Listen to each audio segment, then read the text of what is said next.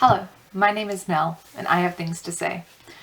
At the moment, a lot of people are staying at home, practicing self-isolation and social distancing, or rather physical distancing. Don't isolate yourself socially too much. For many people, this is a very, very new concept. Being essentially forced to stay away from your workplace and from community spaces and from social events is very new, unfamiliar, and foreign. But for many of us, living a somewhat isolated life is a regular part of our routine, particularly around cold and flu season.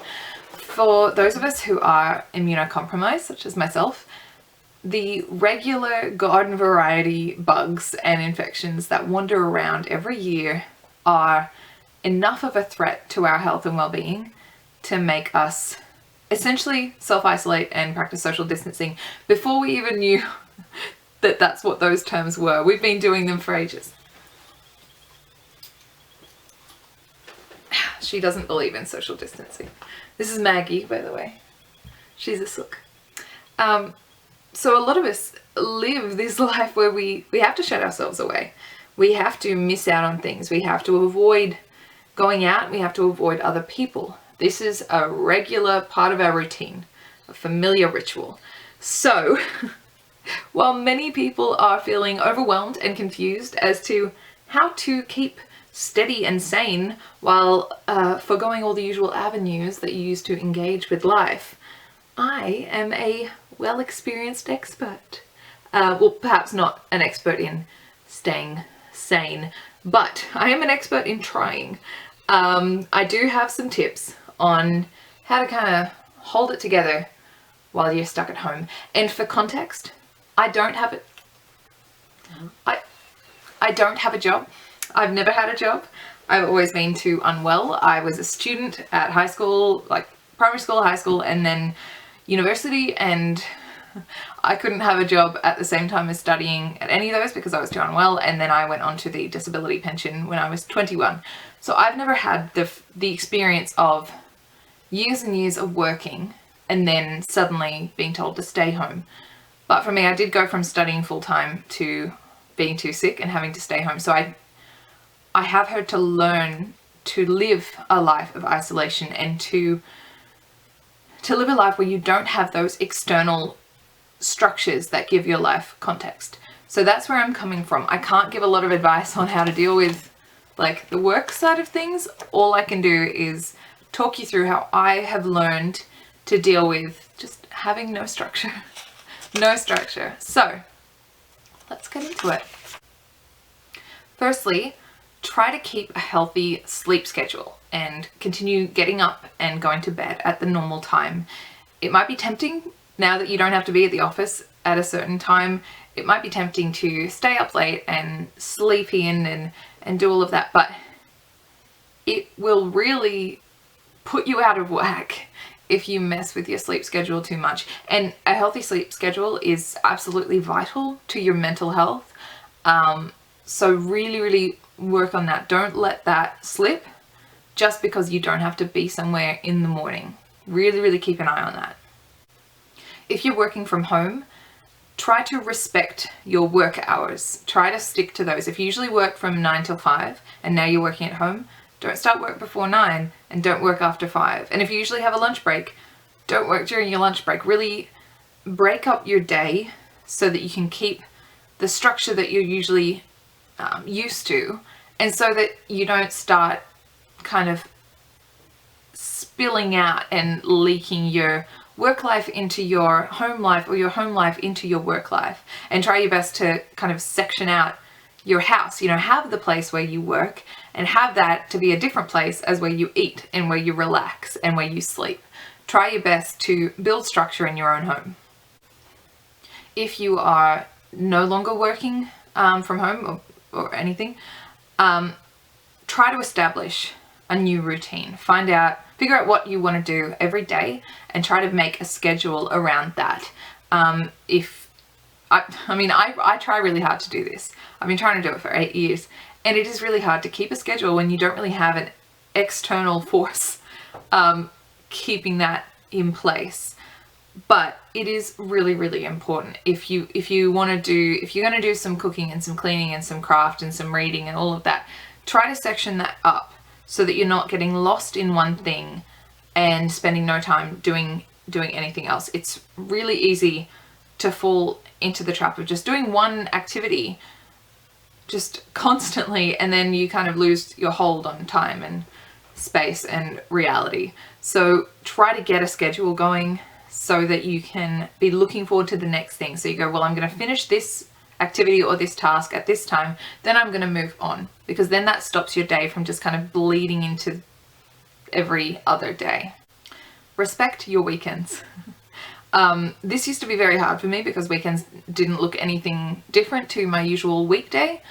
And then I started receiving the NDIS, and I realized the most wonderful thing about weekends is the emails stop. I have to deal with a lot of administration stuff with my care, and I found weekends are really relaxing because no one can send me emails, and I don't reply to emails. So try to keep your weekends somewhat sacred.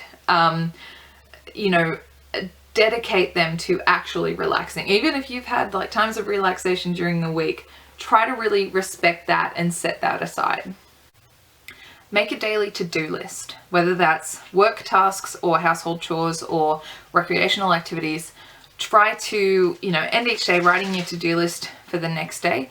Give yourself some of that structure. Give yourself goals so that every day is looking different. You're actually achieving something every day, and you can go to bed knowing that you kind of tick things off your list, and even include on that list. This is something that I tend to do, partly because I'm an introvert and also because I don't get to go to a lot of social activities.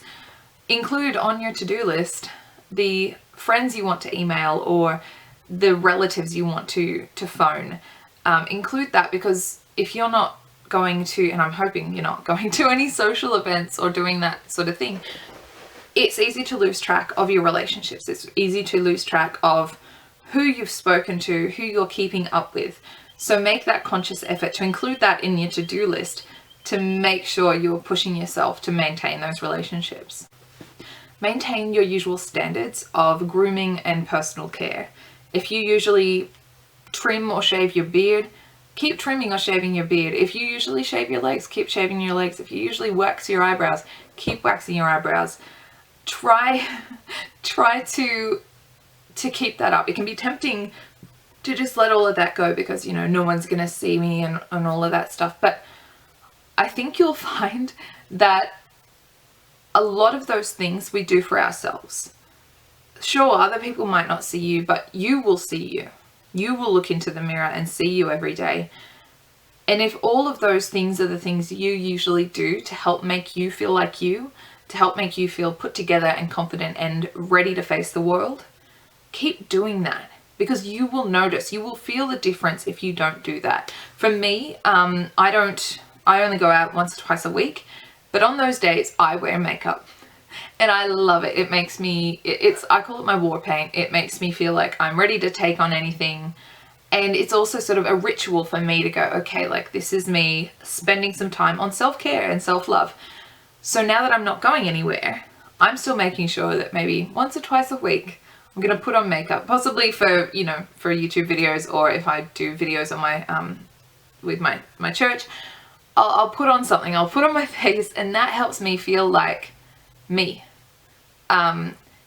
You really need to stay yourself. And yeah, I know, like, the term letting yourself go, I don't really like that all the time, but if there are certain things that you do that make you feel good and make you feel ready for the day, continue doing those, because you'll notice if you don't.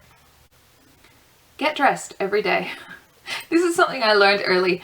If you're not going anywhere, it can be really tempting to stay in your pajamas, but again, just because other people won't see you doesn't mean you should just let that go.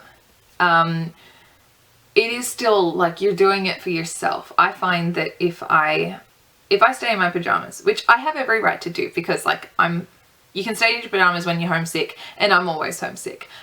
But if you kind of stay in your gym jams, you won't feel focused. You won't feel ready. You will just want to zone out. And if you are continuing to work at home, or even if you're just trying to establish that routine at home, you need to stay focused. You need to separate your rest time from your activity time. Get up and get dressed and brush your teeth and wash your face. Do those really basic things to help you go, okay, I'm out of the rest time. I'm going to focus. And then once you get back into your pajamas at the end of the day, it feels like so much more of a reward than if you just stayed in them all day long. If you're religious or spiritual and you usually have those commitments, keep that up. So I'm a Christian, or as I prefer to identify myself, a Bible reading, hymn singing, prayer saying God lover. And I really like going to my Sunday services. At my local church, I'm often on music, but there are many times when I'm not able to go simply because I'm just unwell a lot of the time. And on the mornings where I can't go, I still try to make sure I set aside time for prayer, for Bible reading, for singing worship songs, for listening to the sermon. I try to keep that up because that is an important part of the structure of my life. Fortunately, many churches are making use of online resources to keep their church families unified and continuing fellowship together. So if you haven't already, try to check out what resources your church has to be listening to messages or singing together or having that kind of communication. Because I know in my town, the two main town centres are the pub and the church. And with those closed, a lot of people, that's their main social outlet. So it's really, really important to keep that up if you can.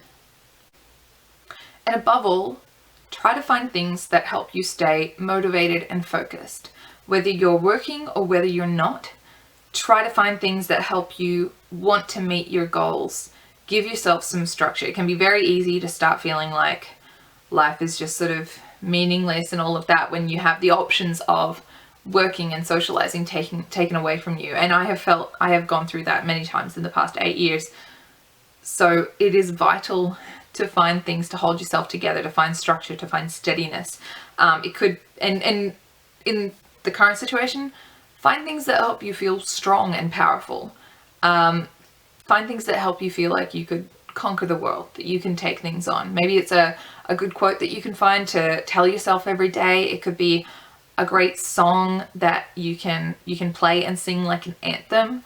It could be a magnificent hat. That's my personal choice.